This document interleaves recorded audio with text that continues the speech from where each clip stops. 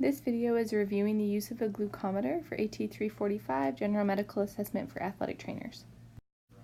So this is all of the supplies that we need to take a blood glucose reading.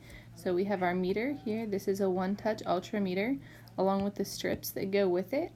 Some of the strips you can use with different meters, but it's just dependent on which meter you have. Both of ours again come from One Touch.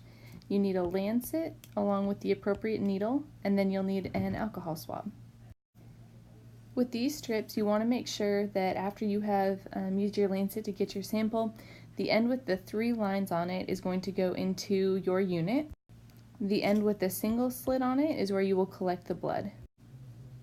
After you have inserted your strip into your meter, it will take a few seconds to turn on, and then it will look like this. You should only insert your strip in the meter after you have used your Lancet and needle and are ready to collect a sample. So the process looks like this. So the first thing you're going to have your patient do is kind of pump their hand, make a fist. You can have them hang it by their side, flex the finger, and then you're going to clean the end of the finger with an alcohol swab. Next you're going to open your Lancet and your needle, and you'll place the needle inside your Lancet. Every Lancet is a little bit different, so it's just dependent on which one you have. Put the cap back on. You can adjust the depth of your Lancet.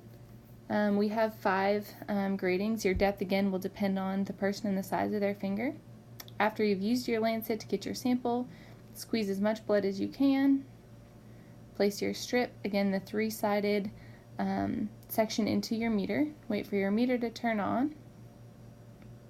Continue to rub the finger, get as much blood as you can, and then you'll place the strip just adjacent to the blood and allow the blood to kind of be pulled into your strip. Set your meter down and then take your reading.